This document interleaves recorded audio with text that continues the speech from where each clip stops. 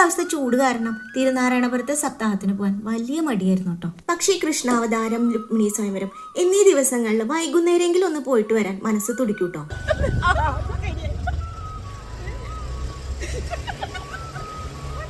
ആ സന്തോഷം വേറെ ഒന്നല്ല കേട്ടോ.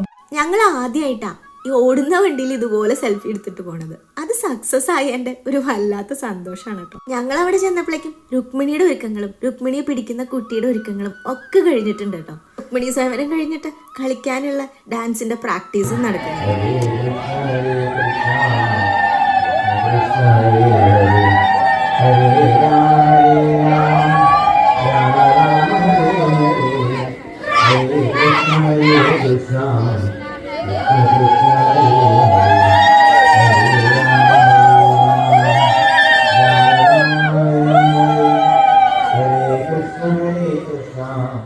കഥ കേൾക്കാൻ ആർക്കാ ഇഷ്ടമില്ലാത്ത, പ്രത്യേകിച്ച് ഒരു ലവ് സ്റ്റോറി.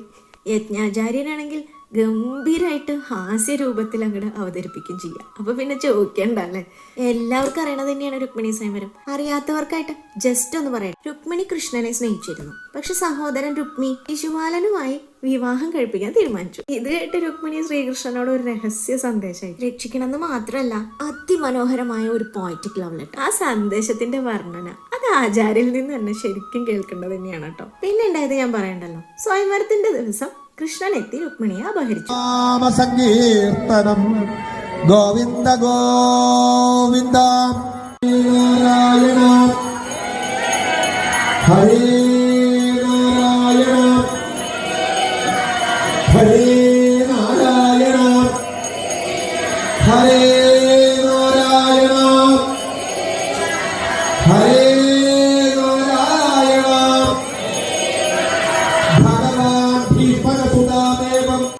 ഒരു കാര്യം പറയാൻ വിട്ടുപോയി. സ്വയംവരത്തിന് മുൻപ് സഹോദരൻ രുക്മിയുമായിട്ട് കൃഷ്ണൻ ഒരു ഗംഭീര ഫൈറ്റൊക്കെ ഉണ്ട് കേട്ടോ. യജ്ഞാചാര്യം വഴി നമുക്ക് ഓരോ ഇമോഷൻസും വളരെ വ്യക്തമായിട്ട് മനസ്സിലാക്കാൻ പറ്റും കേട്ടോ. രുക്മിണി സ്വയംവരം കഴിഞ്ഞാൽ പിന്നെ ആഘോഷങ്ങളാണ്. ഡാൻസ്, ഇവിടെ ഇപ്പോൾ സോപാന സംഗീതവും ഡാൻസും ആയിരുന്നു. തിരുവാതിര എല്ലാം നടത്താറുണ്ട് കേട്ടോ. ഡാൻസ് കാണാനുള്ള സമയം എനിക്ക് കിട്ടിയില്ല കേട്ടോ.